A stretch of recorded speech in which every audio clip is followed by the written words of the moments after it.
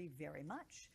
In just a couple of hours, the Senate is scheduled to vote for the 9th time on a funding bill that would end the government shutdown. But like the first 8 attempts, it is expected to fail as lawmakers remain hopelessly deadlocked, with the president now threatening more permanent job cuts. MSNBC senior White House correspondent Vaughn Hilliard has the latest for us. So welcome, Vaughn. What is the president saying about this? Right, Alex, there's no indication that this shutdown is going to be ending again anytime soon. I know we've been saying that for 2 weeks, but there is no evidence of direct negotiations between the president and Democratic leadership down on Capitol Hill. And when you look at his OMB director, Russ Vought, directly threatening that further layoffs of the federal workforce are in order, and as well as continued cancellations or at least freezes on major projects around the country, particularly in Democratic cities and states, this goes to show that this White House continues to double down on its agenda. I want to let you listen directly to the president, suggesting that this shutdown could be far from over. Democrats are getting killed on the shutdown because we're closing up programs that are Democrat programs that we were opposed to. So we're being, and they're never going to come back in many cases. So we're being able to do things that we were unable to do before. So we're closing up programs that are Democrat programs that we wanted to close up or that we never wanted to happen, and now we're closing them up. And we're not going to let them come back. Now, this White House and some Republican lawmakers have suggested that they are open to conversations about ways to potentially extend the subsidies for the Affordable Care Act exchanges that are set to expire at year's end. At the same time, they are not agreeing to allow those conversations to dictate the opening of this government, maintaining that they want the CR to pass and that those conversations over health care policies to go on after the government is to reopen. Of course, Democrats have said that this is the way that they are going to negotiate most effectively those changes to health care policy here. So it is really a question of what is going to change the dynamics of these negotiations that, frankly, are not clearly taking place. So the question is also to what extent do they continue on with their further firings? Already 4,000. On Friday, new layoffs were announced. We should note in just about 1 hour, there is a federal hearing set to take place, Alex, over these rifts, over these layoffs. This lawsuit was filed by the unions that are seeking to stop them from going into effect, arguing the executive branch does not maintain the authority with the war on workers. Antifa Alex? that the Trump administration's ratcheted up in the aftermath of the conservative activist Charlie Kirk being assassinated last month. Yesterday, President Trump posthumously awarded the Presidential Medal of Freedom to Charlie Kirk at a ceremony in the White House Rose Garden. Trump recently signed an executive order purporting to designate Antifa as a domestic terrorist organization, even though it's not really an organization. Antifa is actually a shortening of the term anti-fascist and is a term that arose in Europe for the movement against the Nazis both before and after World War II.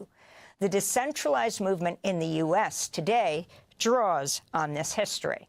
Several high-level Republicans have accused this Saturday's No King's Day protests of being organized by Antifa. U.S. Attorney General Pam Bondi said last week the administration will take the, quote, same approach to Antifa as it has to drug cartels it's bombed in the Caribbean. This is Bondi on Fox News last night. And that's one of the things about Antifa. You've heard President Trump say multiple times they are organized, they are a criminal organization, and they're very organized. You're seeing people out there with thousands of signs that all match, pre-bought, pre-put together. They're organized and someone is funding it.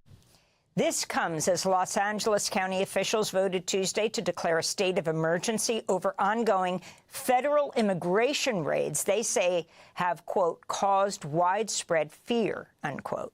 Violent attacks by federal agents at protests against immigrant raids have also been documented in Chicago and Portland.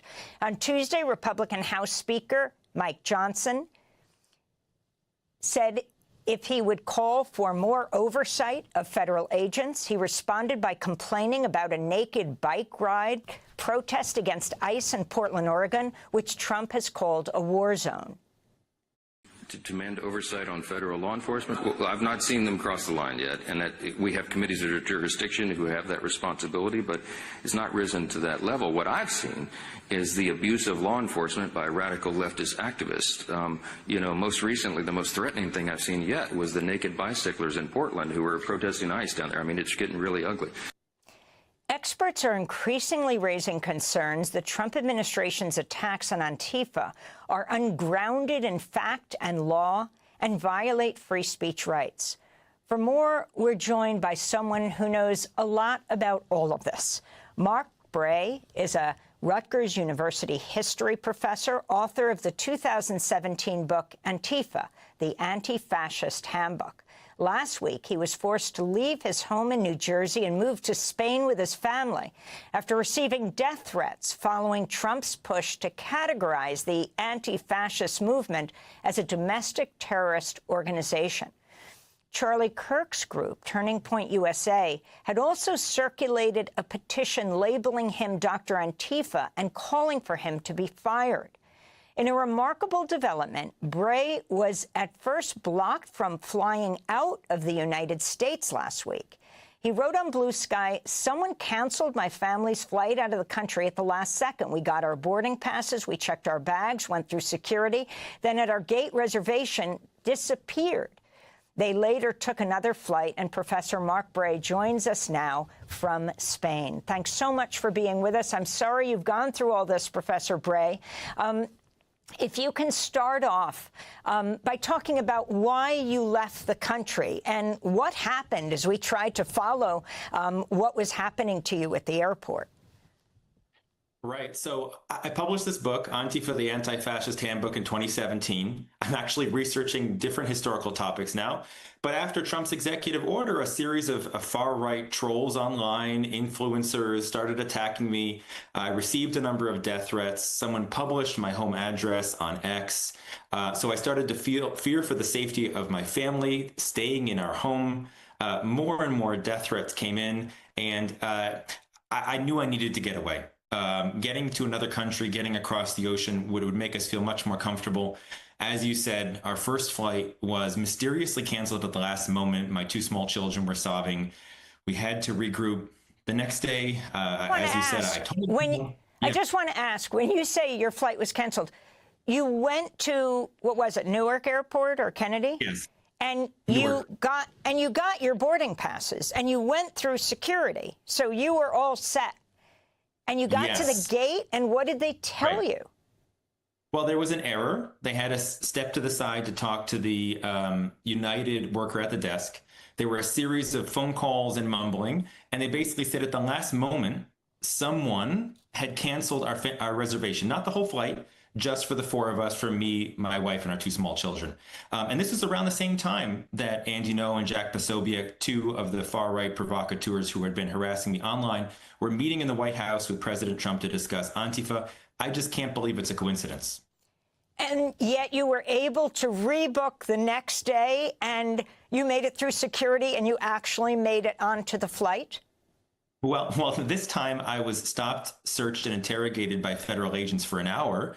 And at one point, they took me into a side room, and my two kids saw what looked like very bad men taking me in another room. They started sobbing. So it was quite an ordeal, even the next day. But I made it out. And frankly, I'm very fearful about the potential of returning. But hopefully by next year, things will improve. I mean, this is astounding. You weren't trying to come into the United States. You were trying to leave, and you are an American citizen. Not that that should have mattered. And I'm not being charged with any crimes. If anything, I'm the victim of crimes. I wrote a book 8 years ago. I consider myself politically an anti-fascist. I detest fascism, but I'm not a member of any Antifa group. I'm a professor. I'm a dad. I'm just trying to live my life here. But of course, because the far right is trying to create a boogeyman term in Antifa to equate protest with terrorism, I got caught up in the middle of this. So you are the author, Professor Bray, of Antifa, the Anti-Fascist Handbook. If you can explain what Antifa is and what it means for President Trump to have issued this executive order calling it a terrorist, domestic terrorist organization. Is it even an organization? Talk about Antifa now and through history. Right. So, as you said, it's a term that is short for anti-fascist or anti-fascism. It's originally German from the era of opposition to Hitler. After World War II, anti-fascism continued throughout the world, and the specific European tradition of what they called Antifa spread to other countries around the world. For example, in the U.S., you had Anti-Racist Action in the 80s and 90s, which was a network of decentralized groups across the continent organizing against the far right. The term Antifa really kind of made its appearance in the U.S. In the late 2000s, but it's not an organization. It's more of a politics or a movement. I liken it to feminism sometimes. There are feminist groups, but feminism itself is not a group. There are Antifa groups, but Antifa itself is not a group. It's just sort of like a more of a verb. It's a thing you do to organize against the far right in decentralized groups. Trump, of course, doesn't care about any of that. It's a useful boogeyman term to demonize protests, demonize resistance, equate it with terrorism. And it's really, an obvious page out of the textbooks about fascist and authoritarian leaders. It's such an obvious imitation of, the kind of the Red Scare talk about communism, but applied to today. It's very interesting you've moved to Spain. I mean, for years we've covered the Abraham Lincoln Brigadistas Brigade, those Americans who went to Spain, where you are now, to fight against the fascist Franco. Many of them died, many of them came back, and this was just before World War II. They were the most experienced, presumably, in fighting. But when a number of them signed up to fight in World War II, to fight Hitler, they were labeled premature anti-fascists. Can you talk about that? And they were not allowed to fight in World War II. Right. So there were a lot of activists and leftists in the U.S. and around the world who realized the threat of Hitler well before mainstream society. And a number of them journeyed over to Spain to fight in the international brigades. A significant number of them lost their lives. Some of them returned. They were blacklisted in the U.S.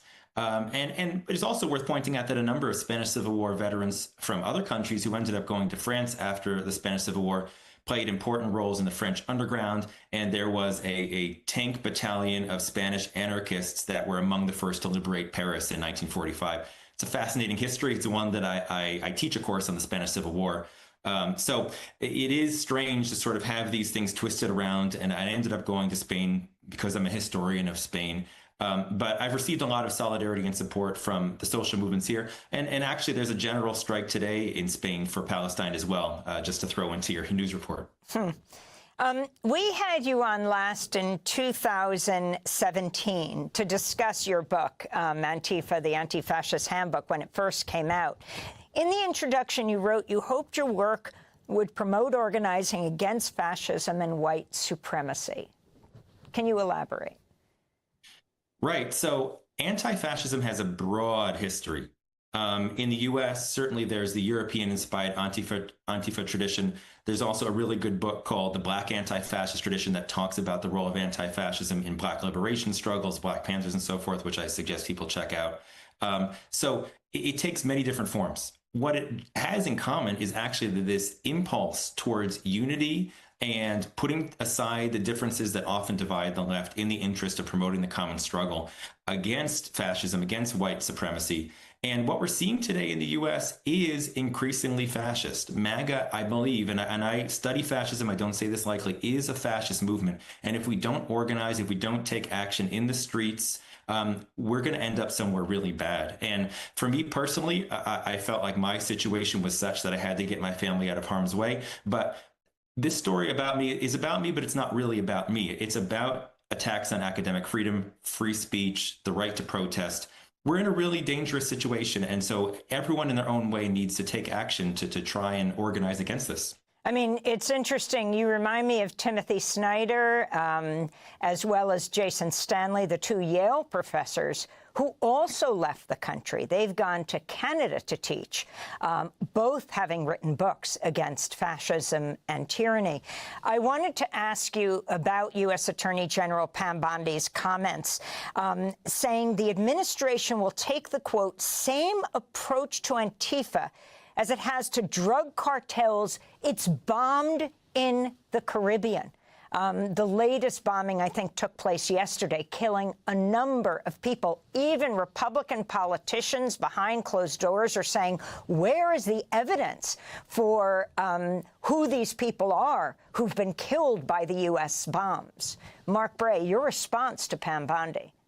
Right. Well, the paradox of fascism is that while it's trying to gain power, it talks about the need for law and order. And to the degree that it gains power, it tramples all over the law. It does not care about the law or legality, due process, civil liberties. And so this kind of call to murder people in this country without, of course, even having gone through any due process, not that I'm in favor of capital punishment anyway, but that's another story, is this kind of example of calling for the strong man in Trump to use deadly force without any evidence against people accused of made-up crimes that are being equated with, you know, at times some of the Trump administration people have compared it to ISIS, to Antifa, right? So to me, it's really this kind of fascist attack on civil liberties. And if they're equating protesters with Antifa, and they're saying that they're going to use the methods used for the people in the boats in the Caribbean on Antifa, the implication is they are ready to kill American protesters. And you know, we know the history of Kent State, right, where students were gunned down in the 60s. It could happen again if we're not careful. So we really need to be very vigilant about this.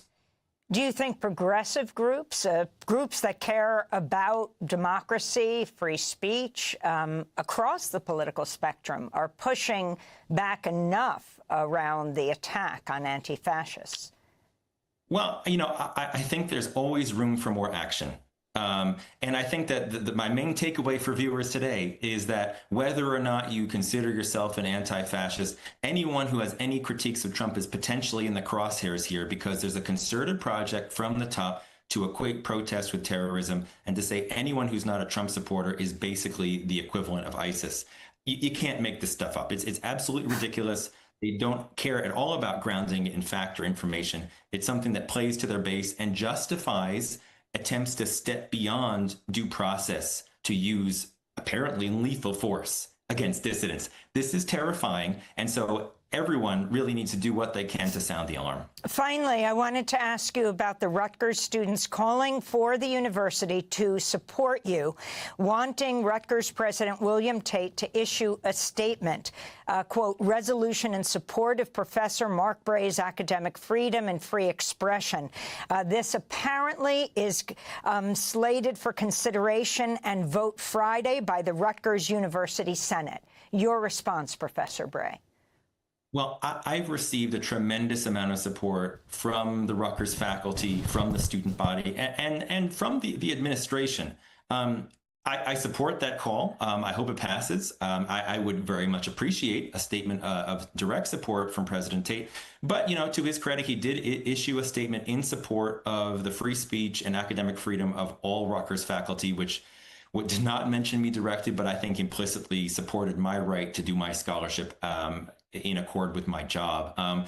But, you know, again, the Rutgers community has been fantastic, and especially given attacks on higher education across the country, the way that some subjects have been basically straight up banned in states like Florida. I'm happy to be a professor at Rutgers. Thanks for watching Democracy Now! On YouTube. Subscribe to the channel and turn on notifications to make sure you never miss a video. And for more of our audience-supported... Love slots? The DraftKings Casino app's got you covered. They got tons of slots to choose from, like Cash Eruption, Cleopatra, plus new ones exclusive to DraftKings. Politico has uncovered some very...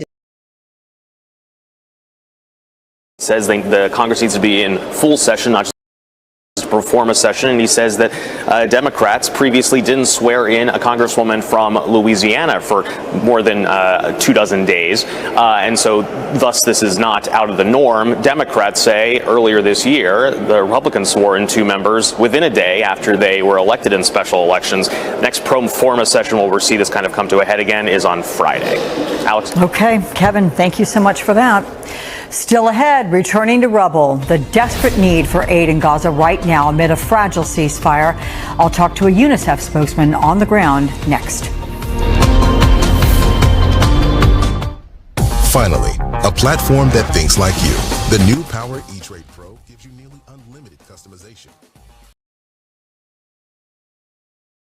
Disturbing text exchanges from young Republicans. None of this is surprising to me. And if white people are really, really honest, especially white people that live in Republican states, none of this would surprise you. None of it would surprise you at all. This has been incubating. This has been cultivated by hate academy Christian schools. This has been cultivated in mega churches. This is cultivated even in all white public schools. This type of incubation has been here the whole time, and now they feel liberated. They don't feel shame. And we need to bring back cancel culture as it pertains to racism, anti-Semitism, homophobia, sexism, etc. Put up the headline, Kylie. I love Hitler. Leaked messages exposed young Republicans' racist chant. Pumps. Here's the thing. I'm not surprised at all by this. And when you hear these Republicans on Fox News or in the right-wing manosphere talk about DEI, it is not about putting people in positions. It is about racism. And when you hear about Bad Bunny, we're going to have our own Super Bowl. It is racism. These fuckers honored Charlie Kirk, who was an unrepentant racist. They all like this. They've been telling us who they are.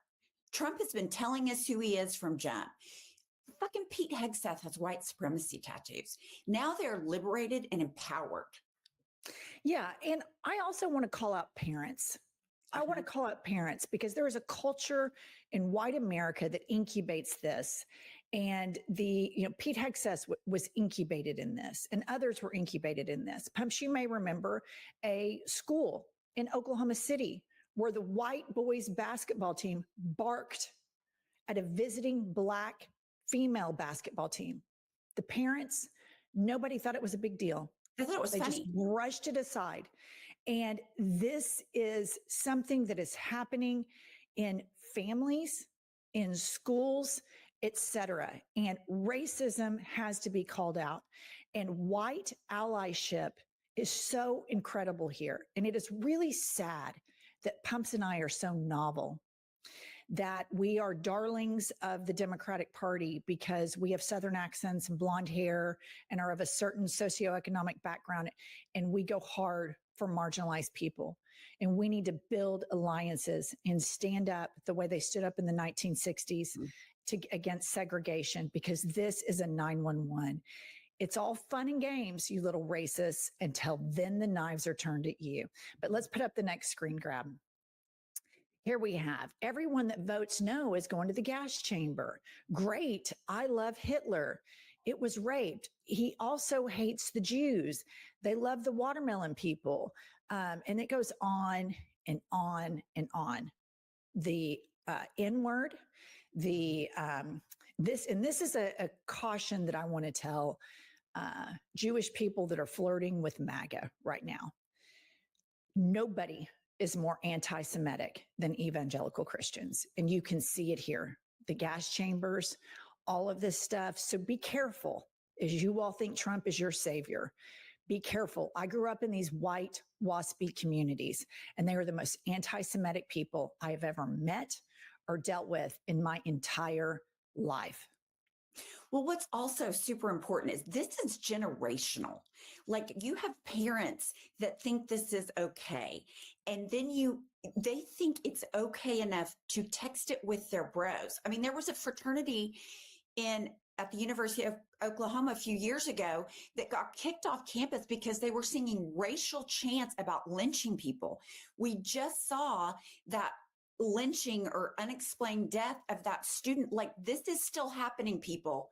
And evangelical Christians and the KKK, it's just a generational difference.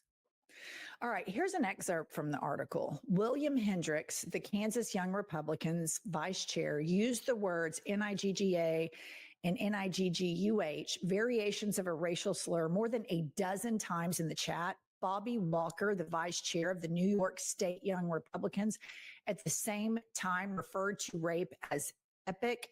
Peter Guinta, who at the time was chair of the same organization, wrote in a message sent in June that everyone that votes no is going to the gas chamber. And then moving along, here's just a casual day being a young Republican in a group chat.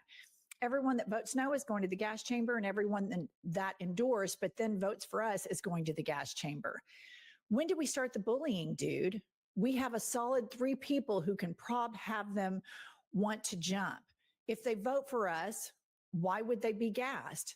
When do we bring that side out? It continues. I'm going to create some of the greatest physiological torture methods known to man. We only want true believers. Can we fix the showers? Gas chambers don't fit the Hitler aesthetic. I'm ready to watch people burn now. We got to pretend that we like them. Hey, come on in, take a nice shower and relax. Boom, they're dead. You guys, this is the Republican Party. This is when you hear polite Republicans say, yeah, Trump's kind of tacky. I don't like his post, but he says what everybody's thinking. This is what they're talking about. And so to the Jewish Americans that think that you're finding refuge in the MAGA movement, they are just filling a vacuum that Democrats have left open by not advocating for everybody. This is rabid anti-Semitism, rabid homophobia, rabid racism. And as 2 women that lived in a red state, raised in white culture, this surprises me zero. My sons have gone over to friends' houses whose kids went to a private Hate Academy Christian school.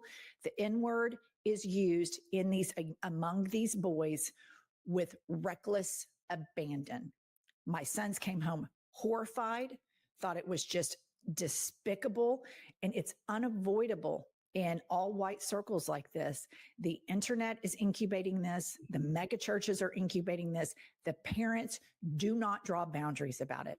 In my house, racism is a full stop no. It is just a no. I will not let people enter over my threshold if they are racist. And that's just the way it is. These people need to be canceled. This is the part of cancel culture that needs to come back. The Nick Fuenteses, the Donald Trumps, the J.D. Vance, who has a brown wife, to not speak out against this. This is the underpinning of all of this fascism. All this gives oxygen to all of these white people. I completely agree. And not only do the parents not draw a boundary, they would say the same thing. So they don't even find it offensive. But what's interesting to me about this is they say, we'll be friendly to them. We'll invite them in, like Trump did with the Latinos for Trump and the blacks for Trump. Invite them in and then just cut them, because these are like sociopaths. Well, Pumps, that's what the Nazis did. They said, come in and take a shower, and then they gassed them. Women, babies, innocent civilians. Sorry, guys, the sounds of New York in the background. But I want to say, when I see Democrats fighting and standing up, I want to platform it as much as I can. And big props to Governor Kathy Hochul of New York, where I am right now. Watch this amazing clip of somebody who has moral clarity and is completely speaking out on behalf of all Americans, no matter what your gender is, no matter what your sexual orientation is, no matter what the color of your skin is. This is abhorrent. Listen to Kathy. Politico reported on a group chat about the Young Republicans. I'm wondering your thoughts on that, and does this reflect, is there just some bad apples in this chat, or do you think that there's a toxicity around the entire party? Some bad apples. these are the future of the Republican Party. This was so vile.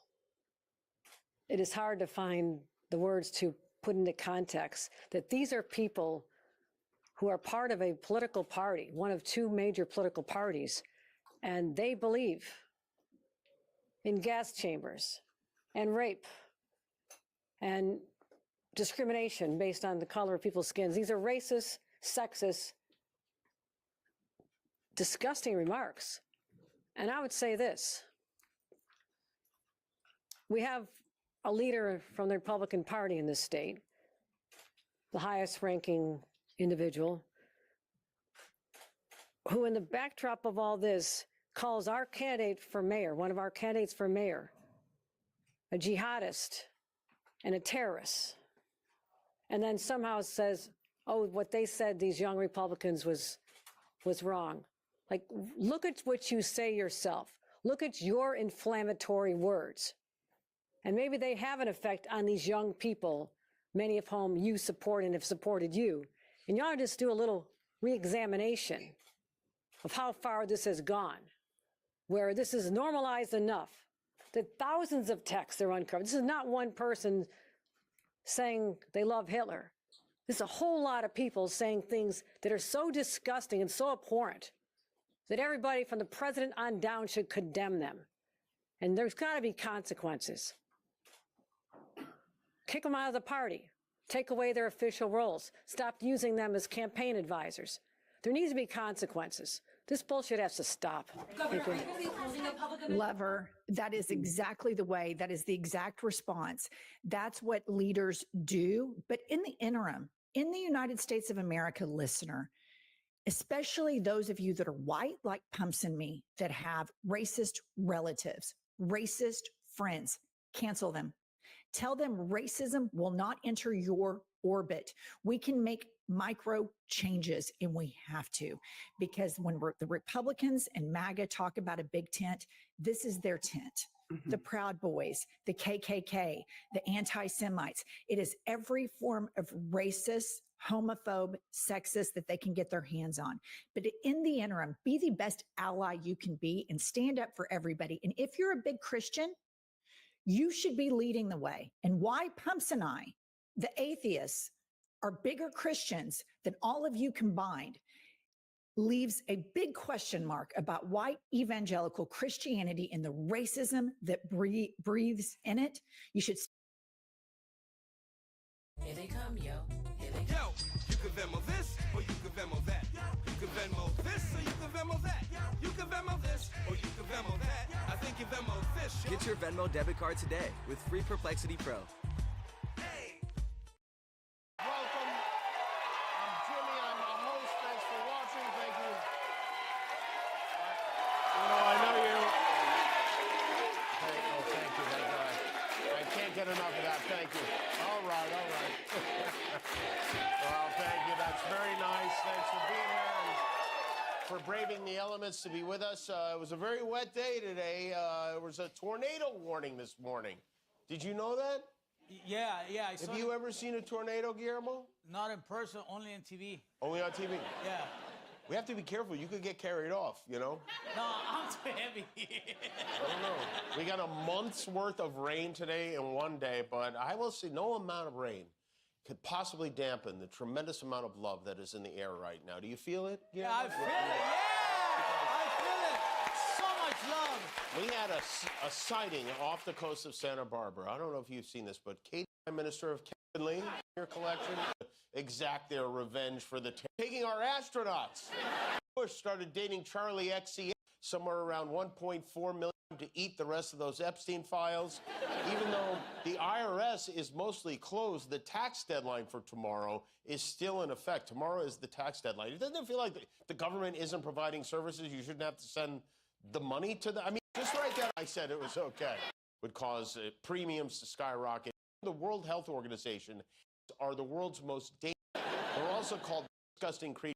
President, yesterday, Trump had what was easily the most presidential day of his life. He was front and center on the world stage signing a ceasefire in the Middle East, and then he got home He started going through the internet, and he just couldn't help himself. Trump made the cover of Time magazine, which he usually loves. You know, before he was president, he had fake Time magazine covers hanging on the walls of his golf club, for real. But this one, I guess, conjured up some mixed feelings because of the photo they used. It's upset him so much that at 1:36 a.m. he put... The Epstein case has many details and open questions. Our timeline today focuses on the key facts and developments, starting in March 2005, when local police in Palm Beach, Florida, began a probe into Epstein, investigating reports of abusing victims as young as 14. The local case led to Epstein's indictment for a single count of soliciting prostitution in 2006, not the more serious alleged conduct. In fact, the lead detective in the Palm Beach office referred the case to the FBI to look at the more serious crimes, and those federal investigators began probing allegations. In 2008, Epstein reached a deal with the Bush administration's federal prosecutors to take that local Florida conviction for soliciting prostitution with an adult and a minor. Epstein got a lenient, short prison sentence and an unusual agreement that the Bush DOJ would not prosecute Epstein further, or 4 of his co-conspirators, or any others. Bush DOJ prosecutors also agreed to keep the deal secret and not inform Epstein's victims about it. A judge later found the Bush DOJ secrecy deal was illegal, violating those victims' rights. So the facts show from the start, Epstein got this unusual protection from the government in this period, a Republican administration, Bush. And Epstein was a rich, powerful figure. He had ties to people in business and politics. He hired a Republican-connected lawyer, former independent counsel Ken Starr, and served just 1 year in that deal. Now, another 9 years went by, and then the Miami Herald reported an Epstein expose on the allegations of his conduct and that Bush-era prosecutor who cut the sweetheart deal. That investigative report gained traction, partly because of a tie to Trump, who promoted the very prosecutor, Alex Acosta, to his cabinet. The headline at the time hammering how a now Trump official gave a serial sex abuser the deal of a lifetime. And that public pressure from the Herald drove a new federal probe. Internal DOJ reviews would show Acosta had poor judgment in the case, and that the blanket immunity offers for Epstein and others were just indefensible, leading to a fairly swift federal indictment of Epstein on far more serious sex trafficking charges. And the pressure drove the original prosecutor Trump had promoted, Acosta, to resign around this time. And in a key decision, a judge denied Epstein bail, forcing him to be incarcerated before any trial. It was just over a month later, August 2019, when Epstein was found dead in his cell. The situation was suspicious. Officials there broke several protocols. Epstein was a high-profile detainee. He'd been placed on suicide watch, which was then quickly lifted. Guards failed to do required inspections the very night of his death. And a lot of questions were hanging over all of this. So let's go even further ahead, all the way up to 2019 and what happened after that. Because key videos went missing. Trump Attorney General Barr even admitting the prison made mistakes then, but claiming that he personally reviewed prison video which showed no one entering the cell. And with Epstein dead, prosecutors turned to a co-conspirator who might have benefited from that original Florida case being shut down, what I told you about. They went ahead and indicted Ghislaine Maxwell for helping Epstein's sex trafficking, a case brought by a career prosecutor, Maureen Comey, daughter of former FBI Director Comey. And her work continued on when the Biden administration took over. She won Maxwell's conviction and this 20-year prison sentence. Then, during the 2024 campaign, the questions and theories about Epstein's crimes and special treatment were heating up on the right. It was a problem for Trump, given that he promoted the original prosecutor, that he oversaw the DOJ, which failed to answer questions or have transparency about whatever happened in that prison cell. So Trump tried to go on offense, vowing to declassify and release Epstein's files. And his attorney general took over that message and advanced it in office, now infamously claiming that she had the client list on her desk, which she later contradicted because shortly after, the DOJ released an alternate video from the prison But the key video that shows Epstein's cell door is either lost or hidden. It's never been released.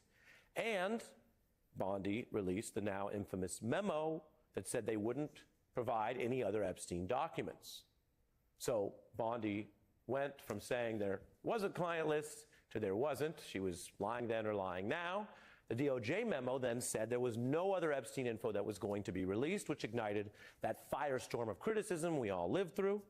And given the broken vows, that couldn't hold. Trump soon contradicted his own DOJ's memo in saying he would try to get grand jury material released, but those are limited transcripts. A lot of the big Epstein information is in the Trump DOJ. They could release it anytime. One judge has denied this. And as the Trump administration's contradicting claims drew more heat on its secrecy, the DOJ then sent this former Trump criminal defense attorney to interview Maxwell in prison and then transferred her to a better prison, an apparent reward for the one person doing any time for Epstein's indicted federal crimes. Your reaction to this reporting about the apparent unusual or special treatment for Maxwell? All right, guys, it's September. We're getting to the end of the summer, and we've got a lot of leftover inventory of heating and air conditioning systems. I'll have my guy throw up a video of our warehouse. You can see all the systems. Take a look at this brand new system that we just installed for a customer. It's offensive to the survivors.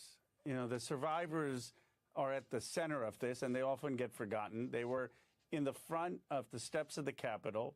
They talked about being abused and raped at the age of 13 or 14, about having to go recruit other junior high girls, knowing that they would get abused by Maxwell and Epstein. And they found it so outrageous that there was any talk of giving Maxwell lenient treatment, given what she had done to those women.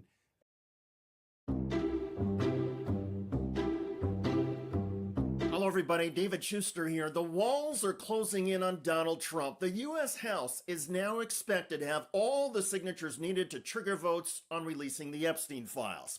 And a Pulitzer Prize-winning journalist is warning Donald Trump could be forced out of office. If we get access to the photos and videos that we know were seized in the raids on Jeffrey Epstein's multiple homes, and they show Trump in compromising positions, I don't see how he could possibly survive that. That is David K. Johnston, who has won multiple awards for investigative reporting. The graphic Trump photos he is referring to include several that Epstein showed to journalist Michael Wolff. And I remember very vividly 3 of them. There are 2 in which Trump is, the girls, topless girls, are sitting on Trump's lap. And then a 3rd in which he has a stain on the front of his pants, and the girls are kind of pointing at it, sort of bent over, laughing. And those are just some of the photographs. There are reports that Epstein kept other pictures of Trump, as well as videos. And everything in Epstein's safe was seized by the FBI during a raid in 2019. Lawsuit evidence against Epstein has already been publicly released, showing a bawdy birthday greeting allegedly signed by Trump. But friends of Epstein believe that is nothing compared to what the FBI collected and what the Department of Justice has in the unreleased files. Congressional votes to force a public release on everything are coming, and that's because a discharge petition in the U.S. House requiring 218 signatures just got a step closer. I am honored and deeply humbled to stand before you tonight as the 11th District's Congressman-elect. James Walkinshaw just won a special House election and has now signed the Epstein discharge petition. The final signature needed is expected soon following a special congressional election in a heavily Democratic district in Arizona. That would make 218, 214 Democrats and 4 Republicans. Thomas Massie of Kentucky, Lauren Boebert of Colorado, Marjorie Taylor Greene of Georgia, and Nancy Mace of South Carolina. And they each have insisted they will not fold. I admire Congressman Massey's courage. I admire Nancy Mace. Welcome to Democracy Now!, democracynow.org, The War and Peace Report. I'm Amy Goodman. Pressure's growing on Israel to allow more aid into Gaza as the ceasefire continues to hold. On Tuesday, Israel told the United Nations that it would allow only half the 600 daily aid trucks called for under the deal. Israel had accused Hamas of moving too slowly to release the bodies of dead captives as part of the deal. On Tuesday night, Hamas handed over 4 more bodies. Israel said 3 of the bodies have been identified, but the 4th did not match any of the known hostages. Meanwhile, Israel has returned the remains of 45 deceased Palestinians. Health officials in Gaza say the bodies arrived with their hands and legs cuffed. In a statement, Nasser Hospital said, quote, "Some are blindfolded. There are signs of gunshot wounds in some cases, while others have been run over by tanks," they said. This comes as negotiations have begun for the here at home lose out. Without a trade deal that removes retaliatory tariffs, farmers like me are left watching key up. This is the real reason why Korean women stay so slim, and how Hollywood celebrities are secretly. State regime media known as Fox was quite literally losing it on air last night. They had Attorney General Pam Bondi go on, and she's like, look, we're searching for Antifa. They're so organized. They have all of the signs that match. We've got to stop this from happening. We got to stop all of these signs. This is insane. Here, watch this. Well, sure. And that's one of the things about Antifa. You've heard President Trump say multiple times, they are organized, they are a criminal organization, and they're very organized. You're seeing people out there with thousands of signs that all match, pre-bought, pre-put together. They're organized, and someone is funding it. We're going to get to the funding of Antifa. We're going to get to the root of Antifa, and we are going to find and charge all of those people who are causing this chaos in Portland and all these other cities across our country.